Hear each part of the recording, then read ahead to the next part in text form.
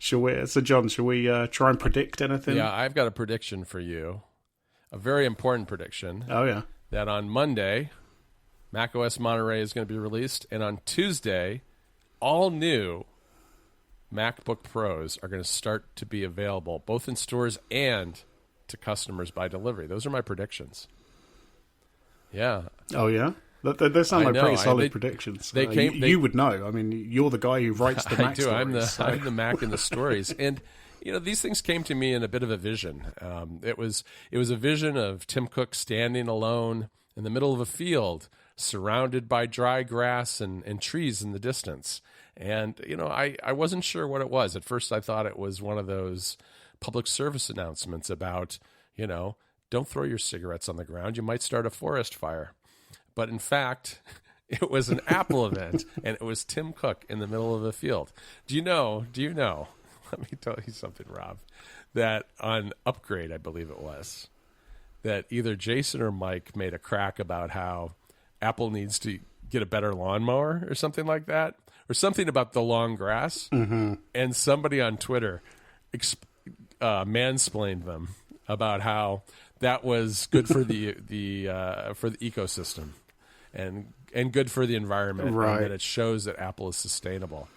And that to me right there was one of the best Twitter comments I've seen in a very long time, because it was one of those situations where it's like, yes, you do understand that they were joking, don't you? one of the thing. Well, I saw a tweet go by about, and it was the picture of Tim Cook stood in that field, and it said something like he looks like Farmer Cook who's got to sell the farm because Apple's not doing too well. And it was it was a cloudy day, and it was all the colors were all very muted and washed out because it was very dry grass. And so I liked all those tweets. I think it's funny. You can make you can make a joke and still also realize that he's trying to send the message that Apple is good for the world and for the environment. So anyway, but what I really liked was, even before Tim was out there lonely in a field, was that opening music video, which was took Apple sounds from software and hardware over the course of 45 years and turned them into music, which I thought was really cool. Yeah, I've seen that there's been sort of over the years a few people who've done songs and uploaded them to YouTube where they sample iPhone ringtones and all of those kind of sounds. But yeah, this was really cool to kind of see them do as much of it as they did. It was really neat. And that musician, I know I don't have the name off the top of my head, but an accomplished musician, you can find their music on Apple Music. Anyway, but I don't believe that song's been released, which is kind of a bummer. I'm going to just have to rip it off of YouTube. Yeah, I think that's the best thing to do. It's better you grab it now unless it disappears in 3 weeks, and then we'll never hear of it again. That's one of those things where it's like, as somebody who writes about this stuff, I really should periodically have a reminder to go through and download everything that's available everywhere, like on the YouTube channel and the news site and all that. But I don't. It's just too much work, and maybe I'm just lazy. You can just rely on Stephen Hackett to do that. I'm sure he's got it all. It's true. And if you looked in my downloads folder on my Mac, you'd see just a wasteland of stuff I've downloaded from the newsroom or for past events. I don't really clean that out very often as I should. So there's a lot in there. And what really drives me nuts about the Apple newsroom is that those downloads are always zip files, and you double click them to open them up. First of all, it's no good, because having zip files, I can't upload those to our CDN. I have to unzip them first, then open them up, then find the image, then upload it. It's just more work when you're under time pressure, and I don't like it. But what's in that zip file, in that zip folder, it's just the image and an illegal document telling you how you can use it. So that extra work that they cause is all because they want to have a little terms of use about the image there. And, I've never read that. I used to be a lawyer. I've never read that. I'm sure it says, you can't use this for your own commercial reasons or something like that. I just uploaded it, and I always take their images and mess with them. Apple is in love with vertical shots and square shots, and those don't really work super well on a website. Mm-hmm. Yeah, I find it hard to believe that Apple would ever go after somebody for a bit like how on YouTube, where like you can pretty much download any trailer and re-upload it to your own channel, and it's never going to get taken down because it's a trailer, it's advertising, it's spreading. They don't, yes, right? Like they do not care if this is why if you search for a trailer on YouTube, there's like 20 different channels who've all just uploaded the exact same thing, same length. They've done nothing to it, but nobody takes those down because it's just an advert for the movie. Right. Like it really makes no difference. And I feel like it's the same with these images. It's like, what does Apple think you're going to do with an image of a Mac? Like you're pretty much just going to use it in an article or to illustrate the point of a Mac. Like I really don't. No, think they don't. Care they would much. care though if it like showed up in Stephen Hackett's calendar. The calendar that he did of Mac stuff. If you were using it to like sell, you're putting them in a book that you're selling or in a poster or something like that, they would care. Yeah, look out for my new book. Definitely not made in California. It's like slightly different. It's not the same thing at all. No, not at all. So you haven't ordered one of I these have Macs? not. These new very fancy I have Macs. not, and that's mainly because the M1 satisfies 99.9% of my needs. I mean, the only time I've ever made the iMac's fan spin, which is a loaner from Apple, is doing some screencasting work with ScreenFlow, which is notoriously a resource hog. Everything else has been perfectly fine. I mean, I'm really only dealing with text and, light editing of images. I'm not doing anything really taxing for a computer. So having a Pro would be kind of cool. I mean, for me, having a Pro would be less about the horsepower of the CPU and GPU and more about the really nice screen and the inputs and the outputs, the I/O, because the MacBook Air two Thunderbolt ports is a little bit too few.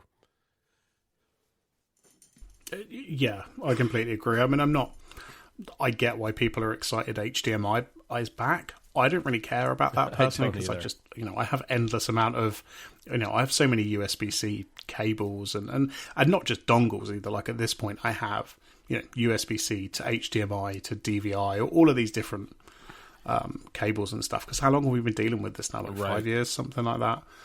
But SD card coming back, it's fine. Yeah, I guess that's good for people who need that. I don't really care. I bought an adapter 5 years ago. I've basically never used it, but I'd rather have like the MacBook Air version of the MacBook Pro. I'd rather have more Thunderbolt connectors on that other side. I mean, 3 is good, but the old MacBook Pro had 4 Thunderbolt 3 ports on it. 4, I think, is a good number.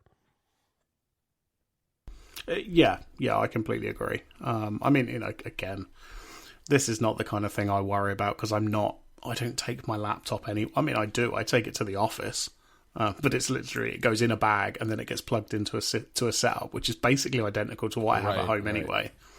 So I'm not too worried about ports and stuff like that. But and the touch bar's dead. Yeah, finally. I mean, good riddance, really. I had a touch bar MacBook Pro, and I never used it. Just literally never used it. And yes, you could hook it up to Better Touch Tool, and yes, it works with shortcuts, which is coming with Monterey, but it really wasn't very, very handy. And I've been using the Magic Keyboard that has those, the dedicated row of function buttons that have different actions assigned to them by default, along with the Touch ID. And that's a great combination. It's a nice little keyboard, and I'm glad to see it on the MacBook Pros too. It's going to be really neat.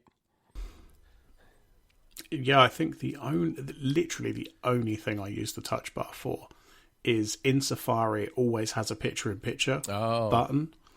So like if you're on Twitch where it's not always obvious to how to get it into picture-in-picture because sometimes it works, sometimes it doesn't, but that dedicated button on the touch bar always works. So that's like the only thing, but I'm sure I could solve that with a script. Oh, sure. I'm sure there's some solution to that I could deal with if I didn't have the touch bar. Of course, I've had this laptop only a year now, so I won't be upgrading for another couple of years. So I'm going to have to stick with the touch bar a little bit longer. It's it's interesting. I do kind of like how the internet is losing their mind about that notch, which to me, I really don't care. And, like, oh, what are we going to do with our apps that have a long menu, or all of our menu bar apps and all these things? It's like, I just don't. I don't see why people get so exercised about things like this. I mean, I think it's nice that it extends. It's generally a space that I think for most people is unused. The very center of the menu bar is usually empty for most people, and now there's a reason. There's something useful there. There's a camera there, and you've got an even bigger screen than you used to have. So that I don't get too worked up about that at all. No, and it feels like we already did this. We did this a few years ago when the iPhone came out. Do we really have to have this? And it feels like we're having the same conversation. Right, like you, I just don't care. I mean, firstly, probably a lot of the people who are complaining about this are not even going to get one anyway. Not everybody is running out to spend $2,000 to $3,000 on a new computer as soon as they come out. Of course. And secondly, it's like, well, it's there. There's nothing you can do about it. You can complain about it, but it's not going to do anything. Just see what it's like when you've actually got one in front of you. I'm looking at my MacBook Air right now, and it's got a camera. It doesn't have a notch, but it's got a much bigger bezel than you're going to have on the MacBook Pro. So I'd much rather have some screen real estate there if I could. I guess I've seen some people upset that it's only 1080p. I actually kind of like 1080p cameras. I feel like most of the world doesn't need to see me in 4K detail on a conference call. It's just like, it's not necessary.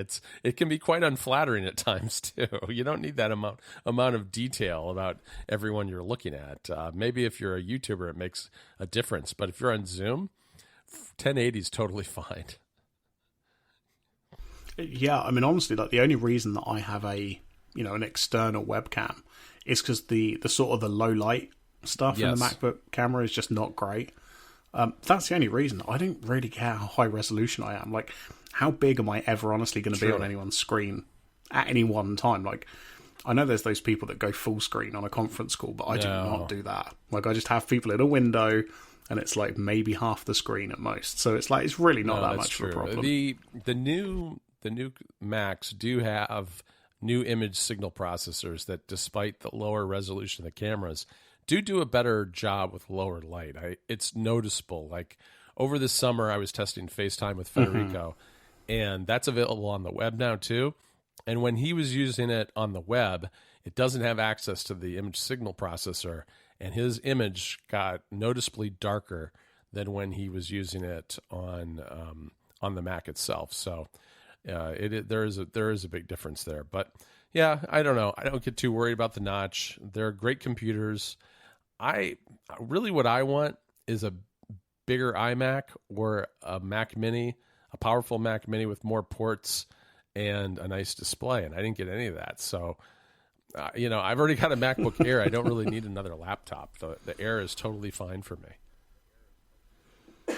I did get something that I didn't know I wanted, and now I do, which is the orange. Oh, it is kind of nice. Mini. It's like a little baby pumpkin. Right. And I still haven't bought one because I'm waiting to move house, which for anyone playing along, it's been 5 months now. I still haven't moved house. But I'm like, when I move, maybe I'll get a HomePod, and then they come out with new colours, and I'm like, well, I definitely want an orange one. I don't want a black one now. I want something a bit more fun. Yeah, definitely. Oh, yeah. I don't know. It was an interesting event. It was a little weird, that whole voice control plan for Apple Music. A little strange. I think I get it now a little better. It doesn't have all the features of a full-on plan, and you have to control it with your voice. I think it's a good way for people to get into it and see if they like it. $5 a month is pretty reasonable. And if you're just looking for background music, a lot of people.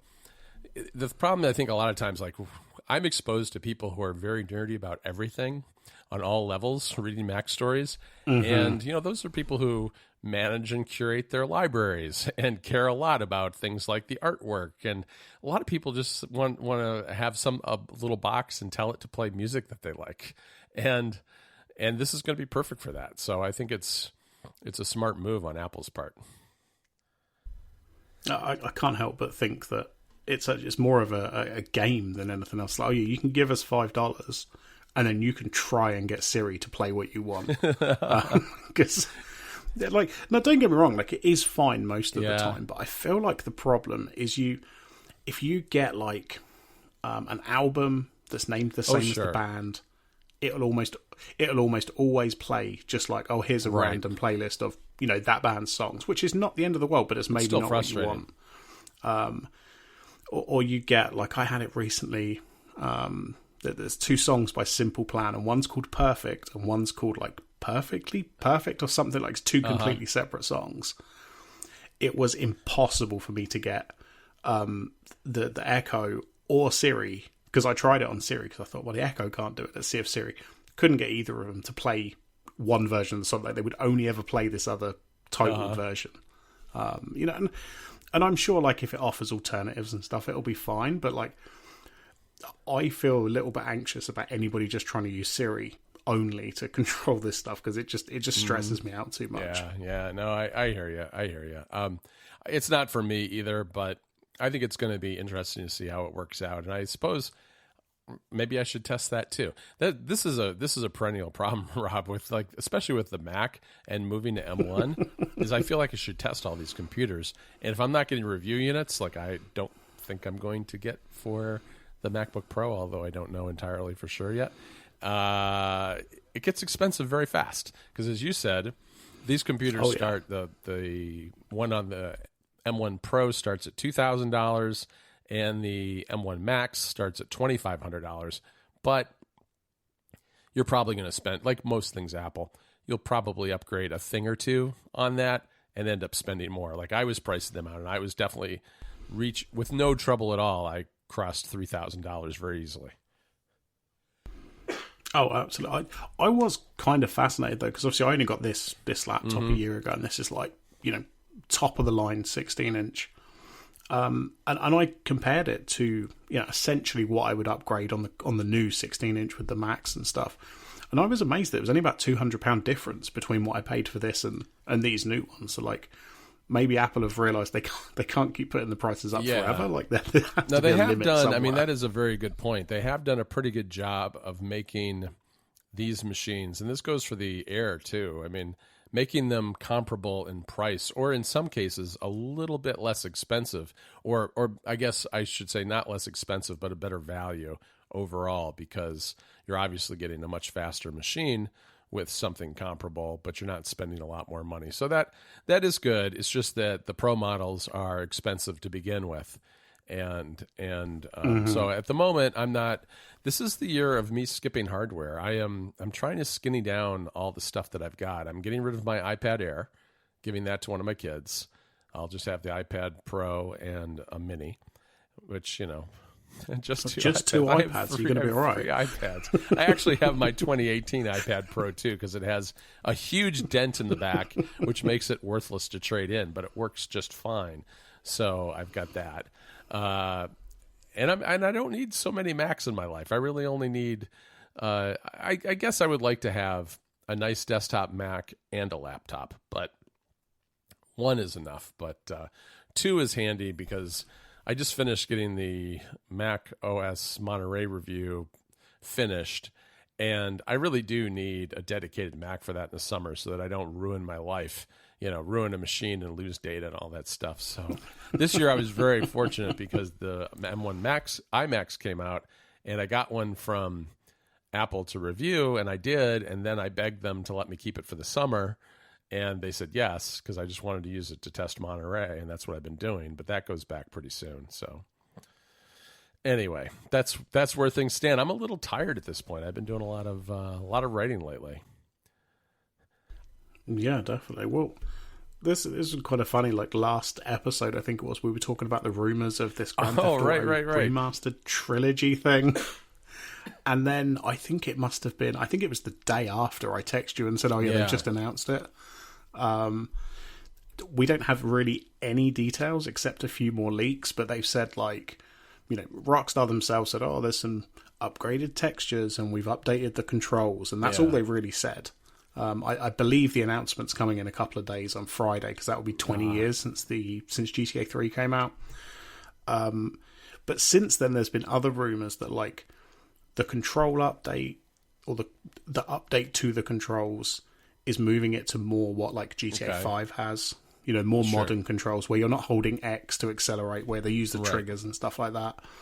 And you know, allegedly these graphical upgrades are actually going to be a little bit better than, you know, just a quick sort of upscale. But yeah, so it literally was a day after we recorded, and then a bit like this episode, it's going to be like 2 days, and then we're going to know all these houses. I mean, isn't it called something like the Complete Edition Digital? No, what is it, like the Definitive Complete Edition or something? I don't remember. It has like 2 different titles. Yeah, I think it's called like Grand Theft Auto Trilogy, the Definitive Edition or the Ultimate Edition or something like that. Which is kind of weird because they've never released it as a trilogy anywhere else, so that it's not like there's some old version of the trilogy. You can buy the original games, but there's no package of those 3 games. No, they're individually definitive, and they're also a trilogy because now they are being made a trilogy. So I guess that's what it is. But yeah, that'll be fun. That'll be fun to have. When did they give a date? They haven't given a date, have they?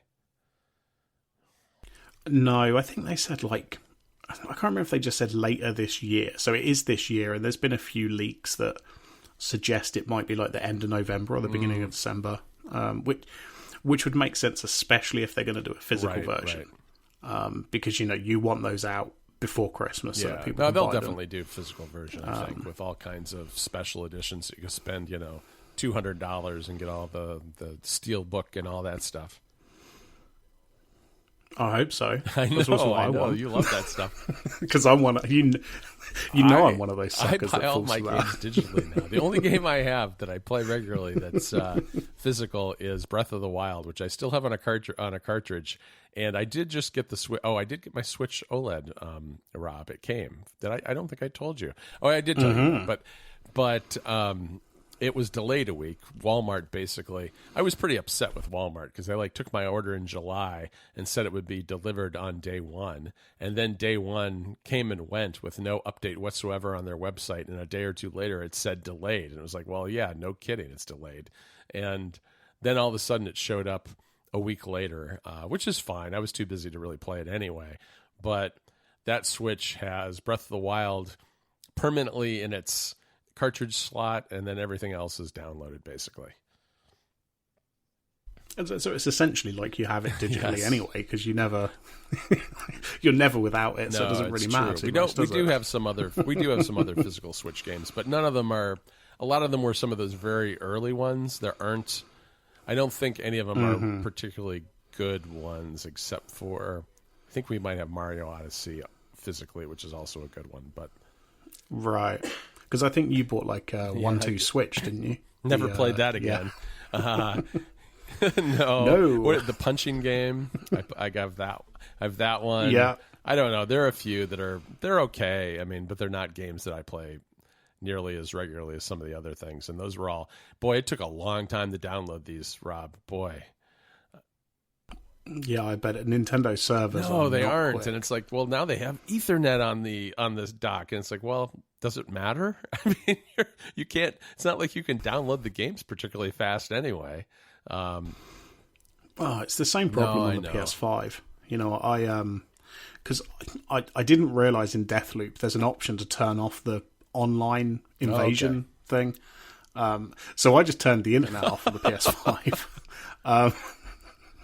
And then I saw there was a Deathloop update out, so I turned the Wi-Fi back on, and like this download was only like 3 gig, and it took like 25 minutes. And I'm like, if I just downloaded that from some website, that would have been done in like a few minutes. It's awful. I don't know what it is with the game companies that they can't just make the downloads a bit quicker. It's really bad. It just doesn't matter how fast your connection is. I mean, it helps to a degree, but it caps out at a pretty low level compared to what your actual potential speed is on your internet connection. Yeah, I don't know. And I think the Switch too. I started it when I went to bed one night, and I was downloading a lot. I was downloading probably 15 games, something like that, and some of them were pretty chunky games.